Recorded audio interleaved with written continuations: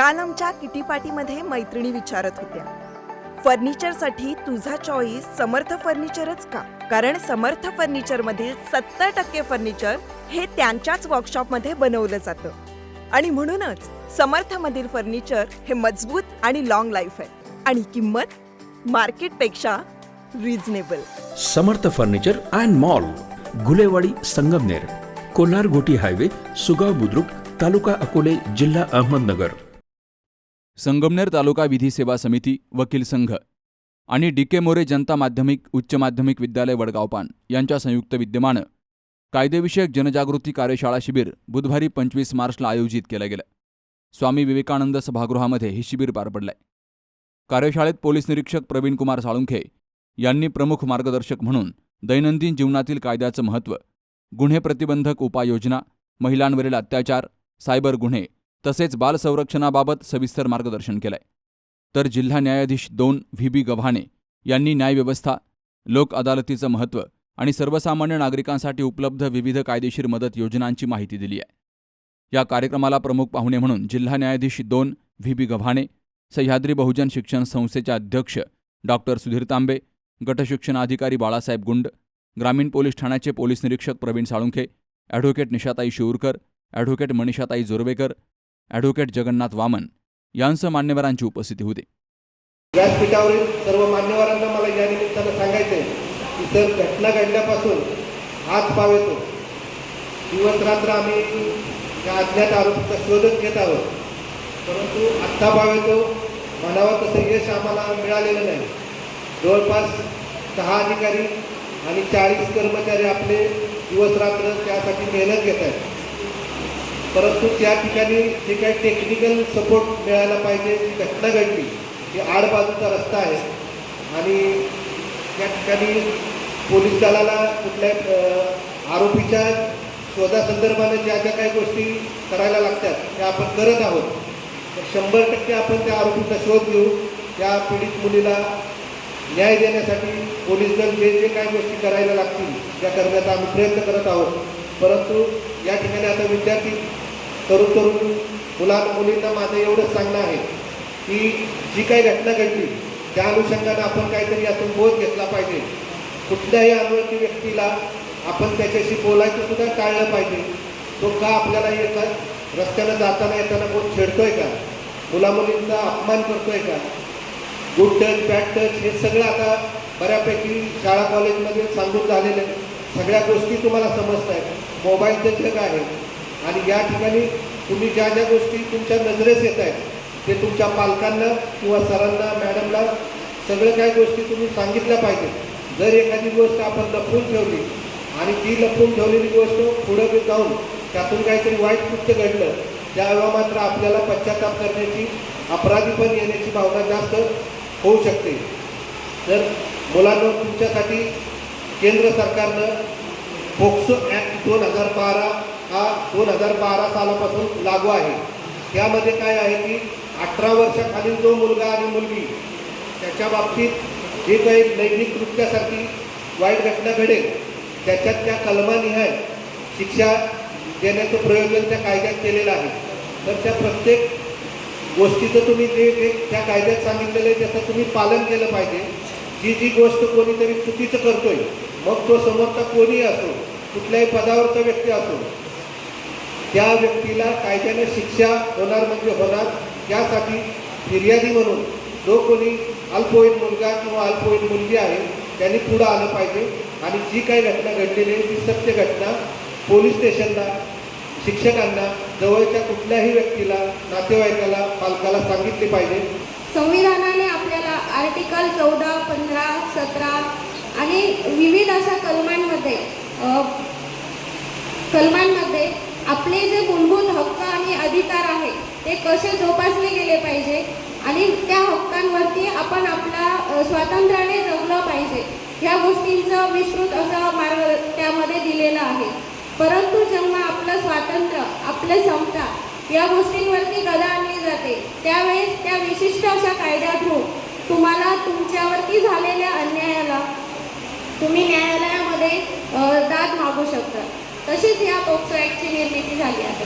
आता पोक्सो हे त्या ॲक्टचं हे पोक्सो ॲक्ट म्हणजे काय तर prevention of children from sexual harassment म्हणजे जे मुलगा असो किंवा मुलगी ज्यांचं वय 14 वर्षापेक्षा कमी आहे किंवा 18 वर्षापेक्षा कमी आहे त्यांच्यासोबत कुठलाही लैंगिक अत्याचार असो, गैरवर्तन असो, वाईट स्पर्श त्यांना केला गेला असो किंवा त्यांच्याकडून कुठलंही गैरवर्तन हे करून घेतलं गेलं असेल तर त्या मुलाला किंवा त्या मुलीला पोक्सो ॲक्टच्या अंतर्गत ते पोलीस स्टेशनमध्ये गुन्हा नोंदवू शकतात. तर वाईट स्पर्श, चांगला स्पर्श हे सगळं तुम्ही आता माझ्यासमोर बसलेले जे विद्यार्थी आहेत ते या गोष्टीशी व्हेरी वेल नोन आहात तुम्ही. वाईट स्पर्श जेव्हा आपले आईवडील आपल्याला स्पर्श करतात त्यावेळेस तो आपल्याला लगेच जाणवतो की हा आपल्या आईवडिलांचा हा चांगला स्पर्श आहे. परंतु जेव्हा एखादी अनोळखी व्यक्ती आपल्याला स्पर्श करते आणि त्याच्या मनात तो वाईट हेतू असतो तर ही गोष्टही आपल्याला जाणवली पाहिजे की हा जो व्यक्ती आहे तो आपल्याशी वाईट हेतूने काहीतरी स्पर्श करतोय. आणि अशा वेळेस त्या मुलीने किंवा त्या मुलाने शांत न बसता या गोष्टीची कल्पना त्यांनी त्यांच्या जवळच्या व्यक्तीला, आईवडिलांना किंवा तुम्ही शाळेत असताना, शाळेत येत जात असताना अशा जर गोष्टी घडल्या तर तुम्ही तुमच्या शिक्षकांना या गोष्टीची विश्वासाने त्यांना सांगितलं पाहिजे. आणि त्या शिक्षकांनी किंवा त्या आईवडिलांनी मुलांवर तेवढाच विश्वास ठेवून ही गोष्ट पोलीस स्टेशनमध्ये नेऊन त्याबद्दल गुन्हा दाखल केला पाहिजे. ज्यावेळेस आपण ह्या गोष्टी गुन्हा दाखल करायला जातो तर जो कोणी मुलगा किंवा मुलगी असते त्यांचं नाव हे गुपित ठेवलं जातं. मी मात्र तुम्हाला एक गोष्ट सांगणार आहे, चालेल का? ही गोष्ट अशी आहे, एका लक्ष्मी नावाच्या मुलीची ही गोष्ट आहे. एकदा काय झालं, एक मात्र माझी गोष्ट खरी गोष्ट आहे. मी काही कुठल्या पुस्तकात वाचलेली नाही तर माझ्या जीवन प्रवासामध्ये मला भेटलेली ही गोष्ट आहे. एक लक्ष्मी नावाची मुलगी 15 वर्षाची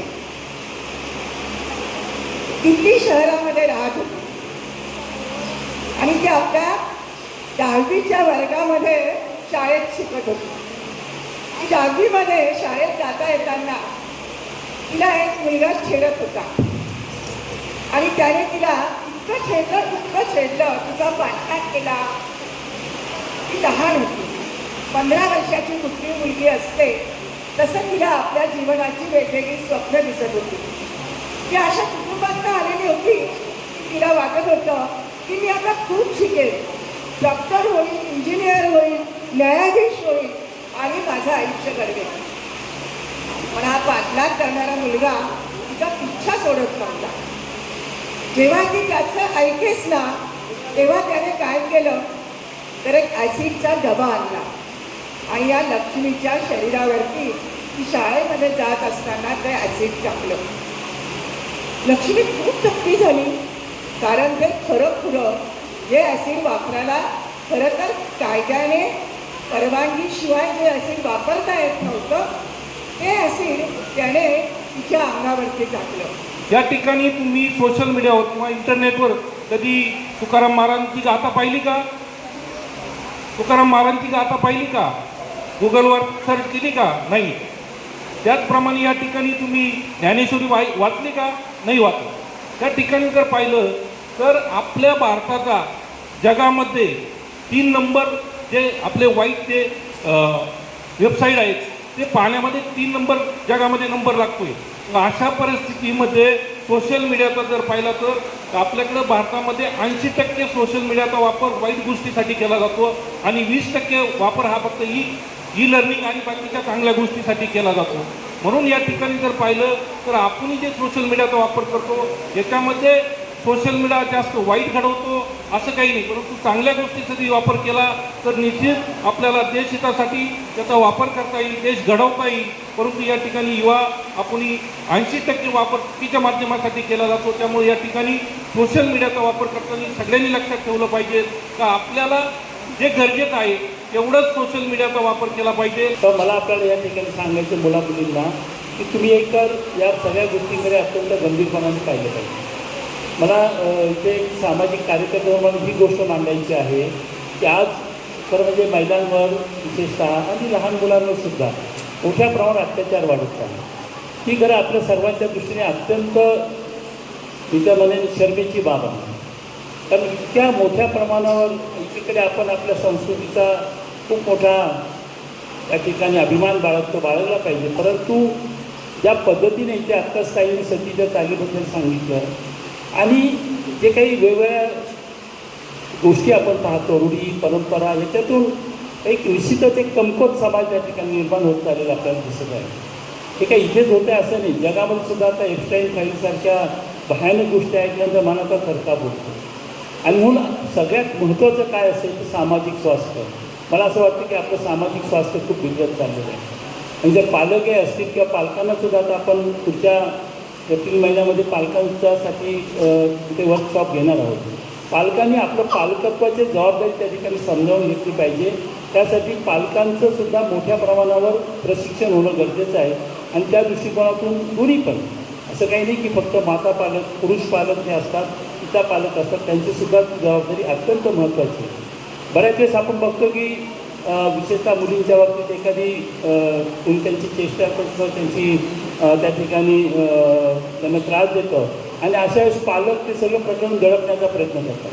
माझी विनंती आहे सर्वांना, जर आपण अशा पद्धतीने एखादा ताईंनी सांगितली ते खूप महत्त्वाची गोष्ट आपल्याला निशाताई शिवरकरांनी सांगितली, तर आपण अशा पद्धतीने एका अपराधानं त्या ठिकाणी जर संरक्षण दिलं तर मग काळ सोपवतो आणि त्याच्यातून ते जे कोणी अपराधी असतात त्यांना त्या ठिकाणी एक प्रकारे बळ मिळतं. त्यामुळे तो कोणीही असो, तुमच्या घरातली व्यक्ती असो किंवा तुमच्या बाहेरची व्यक्ती असो, एखादी मोठी व्यक्ती असो, अजिबात न घाबरता, कारण तुम्हाला कायद्याचं मोठं संरक्षण आहे, कडक कायदे केलेले आहेत. परंतु कायदे नुसते कडक करून चालत नाही मित्रांनो.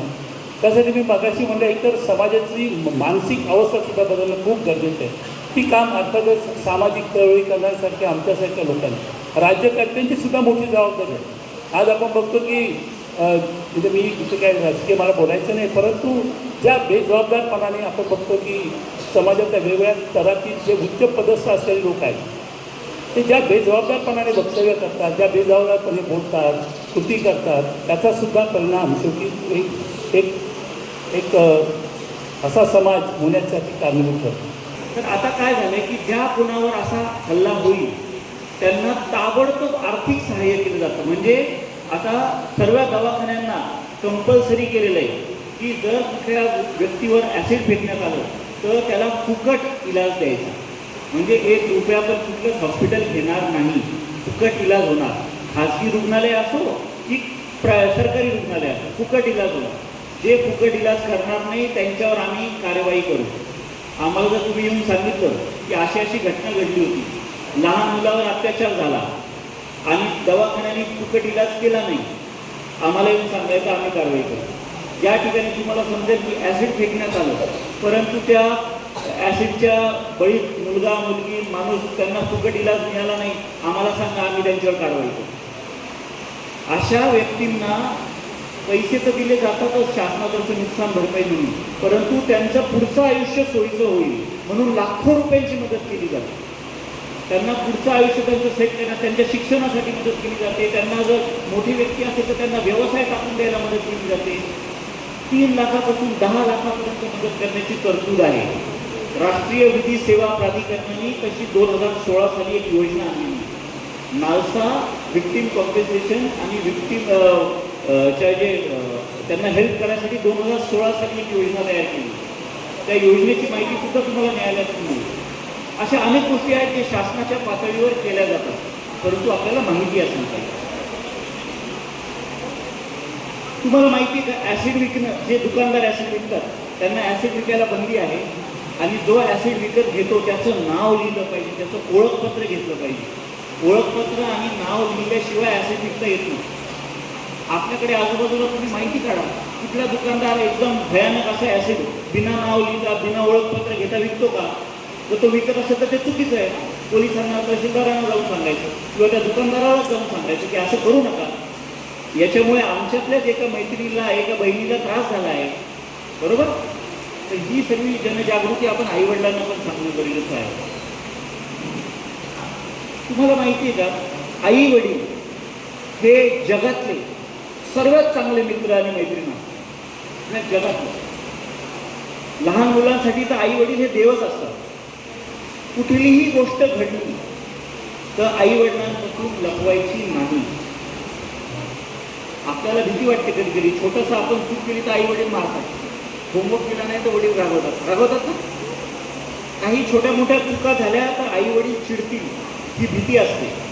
परंतु जेव्हा आपल्याकडनं काही मोठं चूक होते, आपल्याबरोबर काही मोठी घटना घडते, तेव्हा तेच आईवडील आपल्याला कधीच रागवत नाही. छोट्या छोट्या गोष्टीवर रागवणारे आईवडील मोठे प्रॉब्लेम झाले तर आपल्याला कधीच रागवत नसतात, ते उलट आपल्याला सांभाळून घेतात, तेच आईवडील. आणि याचं उदाहरण, मी लहान होतो तेव्हा मला गाडी चालवायचं खूप आकर्षण होतं आणि आमच्या घरी फियाट गाडी होती. मग एक दिवस वडील ड्रायव्हर आलेला नव्हता, वडिलांना घाई होती. वडिलांनी मला सांगितलं, विवेक जरा गाडी पुस. मी एक 9वी 10वीला असणार तेव्हा. तर मी गाडी पुसताना काय आगाऊपणा केला, गाडीचं इंजिन चालू केलं आणि गाडीचं बोनेट उघडलं आणि ते इंजिनवरचं कवर पुसू लागलं. ते कवर पुसताना तो एक टायमिंग बेल्ट पट्टा असतो, त्याच्यामध्ये ते पडकं गेलं आणि गाडीचं इंजिन लॉक झालं, सीज झालं. खूप खर्च येणार होता हे मला माहीत होतं. आता तर भीती होती, वडील तर आता मारणार मला असं वाटलं. परंतु ती गाडी ड्रायव्हरने नंतर गॅरेजला नेली, भरपूर खर्च आला. परंतु वडिलांना जेव्हा मी सांगितलं पप्पा असं झालं, तेव्हा मार पडण्याची मला भीती होती, पण माझे वडील शब्दाने सुद्धा मला काही बोलले नाही. ते मला हे म्हणाले की बाळा, तुझा हात अटकला असता तर अजून काहीतरी भयानक झालं, बरं झालं तुझा हात नाही अटकला. तर ह्यापुढे असं करून मग त्यांनी मला समजवलं की पुसताना काय करायचं असतं, बोनेट उघडल्यावर गाडी चालू नसते ठेवायची, बंद करायची असते. म्हणजे काय होतं की मोठी घटना काही घडली तर आई वडील कधीही आपल्यावर चिडत नसतात. Vikram Ohol, doctor Dadasaheb Thorat, Subhash Thorat, Padmatai Thorat, NT Thorat, doctor Shantaram Nighute, Arjun Kashid, Rajendra Thorat, प्राचार्य पोपटराव दये, DV निकम, दीपक जंबूकर, प्राचार्य शांताराम डोंगरे यांची देखील हजेरी होती. तर नेदरलँड येथून पल्लवी कळमकर यांनी विद्यार्थ्यांना ऑनलाईन मार्गदर्शन केलंय. कार्यक्रमाचं प्रास्ताविक विद्यालयाचे प्राचार्य पोपटराव दये यांनी केलं. क्रीडा शिक्षक बाळासाहेब कांडेकर यांनी सर्वांचं स्वागत केलं. सर्वांचे आभार उपप्राचार्य प्रतापराव आहेर यांनी मानले. तर कार्यक्रमाचं सूत्रसंचालन ज्ञानेश्वर पिंगळे यांनी केलं. या कार्यक्रमाला मोठ्या संख्येनं ग्रामस्थ, मान्यवर, विद्यार्थी हजर होते. विविध प्रश्नोत्तर सत्राद्वारे नागरिकांनी कायदेविषयक शंकांचं निरसन केलंय. कार्यक्रम यशस्वी होण्यासाठी विद्यालयातील सर्व शिक्षक आणि शिक्षकेतर कर्मचाऱ्यांनी परिश्रम घेतले. Subhash Bhalerao, C news Marathi, Sangamner.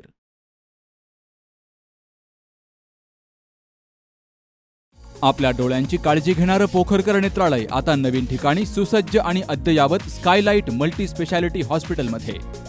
डोळ्यांचे विविध आजार, ऑपरेशन्स आणि उपचार आता एकाच ठिकाणी. मोतीबिंदू, काचबिंदू आणि medical retina specialist doctor Santosh Kishor Pokharkar करणार आपल्या डोळ्यांच्या सर्व समस्यांचं परिपूर्ण समाधान. ठिकाण स्कायलाइट मल्टी स्पेशालिटी हॉस्पिटल, देवाचा मळा, बालाजी अपार्टमेंट जवळ, संगमनेर. संपर्क 02425 29 91 90 आणि 8108 17 63 65.